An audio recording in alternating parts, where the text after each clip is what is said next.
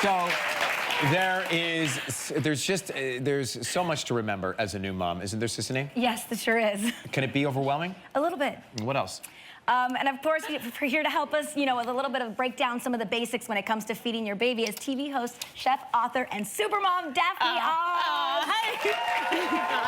Hi. Good to see you. Good to see you guys. Mom of three. Yes, okay. But I'll take Supermom. That was very generous. You're Thank you very Supermom. much. I can't even with you with these pacifiers. Well, I dipped it in a little bit whiskey, and it's great. Wait, look at Superman. So when do you start feeding solids or purees? Oh, wait, I thought you were going to show us how to do the baby food. Well, I'll eat it, but when is it? When's the time? Unfortunately for you, Sissany, you do have a number of months ahead where it's just you and the baby and there's no baby food involved except for what's coming out of your body or in a bottle.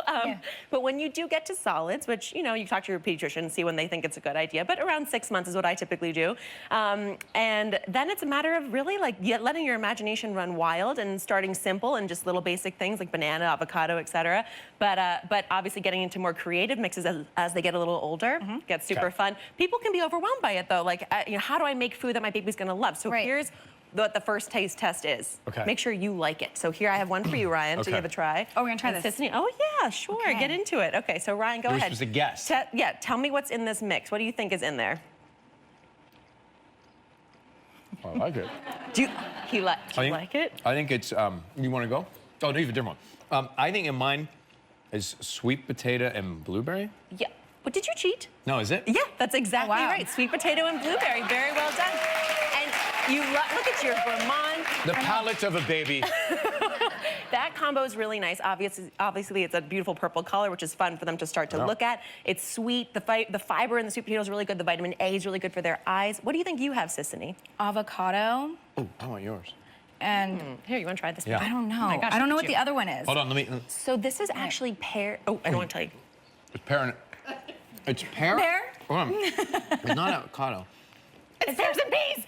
Pears and peas. Pears and peas. Pears and peas. Oh my God, I would have never guessed that. Isn't this a fun game? Yeah. So pears and peas, again, part of it's about getting them, if you don't want a picky eater, which is one of those questions I always get asked, you want to start introducing them to new flavors and new textures early on. A really simple, easy combo for them. Something obviously colorful, a little sweet still, which tends to be what babies love. Are they kicking? Are they excited about this? They kick about everything. Hey, Daphne, just your father, everybody knows, Dr. Oz. What's the best parenting advice that he gives, would you say? Because he's good at advice. He's given me a lot of great advice over the years, but I think one of the best ones was just that stress is the worst thing you can do for you, for the babies, for the kids. Totally. Enjoy the ride. It's not supposed to be perfect. There's no such thing as perfect. Just chill, relax, take care of yourself first so you can take care of the baby best. I think that would be the thing that sticks to my brain as something that I've loved that he said.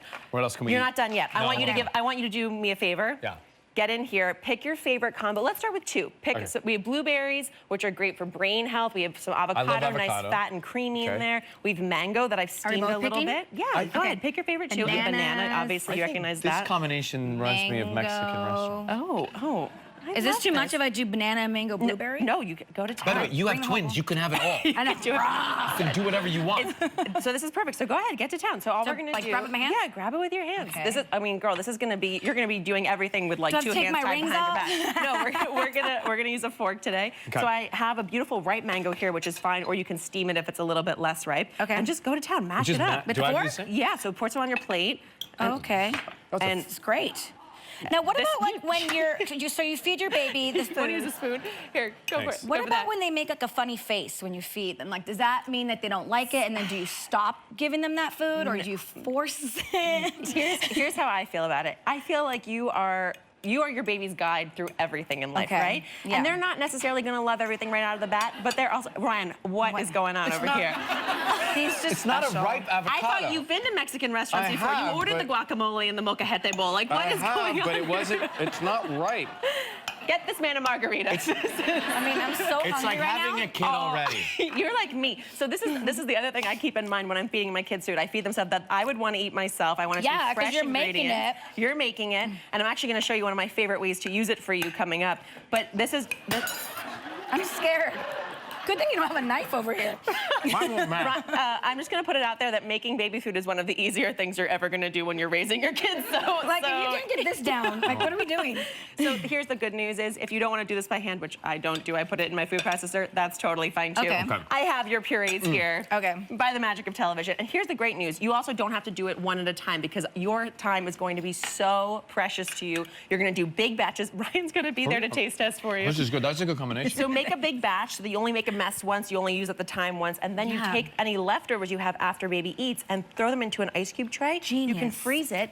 They come out looking exactly like this. Oh, cool. And then you have a couple meals worth of food already made in the freezer ready to thaw and get ready to go whenever your baby's hungry, whenever your two babies are hungry. I'm curious, you have 3. What is the most challenging age in terms of feeding? Ooh, oh my gosh. Okay, up until my oldest daughter hit 2, I was gonna say newborn.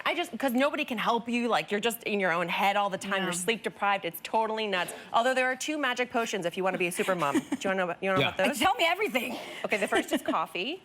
Okay. And the second is, do you have any idea, any moms in the audience know what the second A wine babysitter. potion? A babysitter's huge. And wine is absolutely the crucial element. Coffee in the morning, wine in the afternoon. Is that early? like it. Probably the evening. Whenever it's 5 p.m. somewhere. Okay, so here's the deal.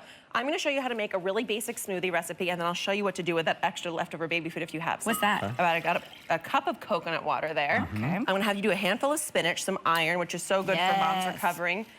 And this is for mom or dad and This baby? is for moms. Dad, like he throws Dad, himself baby, in. of course. So here's the deal. Obviously, you're eating with one hand a lot of the time. You're just trying to get nutrition in as you go, and your hands are gonna be so full. This is something really simple you can have. It's gonna fill you up. As you look to get into fighting weight again, it's gonna be a nice protein-packed smoothie for you. What is this? Cauliflower? Cauliflower, sure is. It's steamed cauliflower. This is one of my secret weapons for good smoothies that fill you up. Really rich and creamy, low carb though. I'm gonna use some protein powder, any protein powder you like. So let's put that in the blender. We'll come back and we'll taste it right after this, all right? Daphne, we'll taste it right over there. Okay, Stay with us. If you'd like to know more about this stuff, just visit kellyandryan.com. So we put the leftover baby food in, mixed it all up. Yeah, A little this fruit is so in it. good. You like it? Yeah. Mom, dad, and babies will like that, Daphne. Thank you so much Thank for being here. you. Good to see you. Thank you.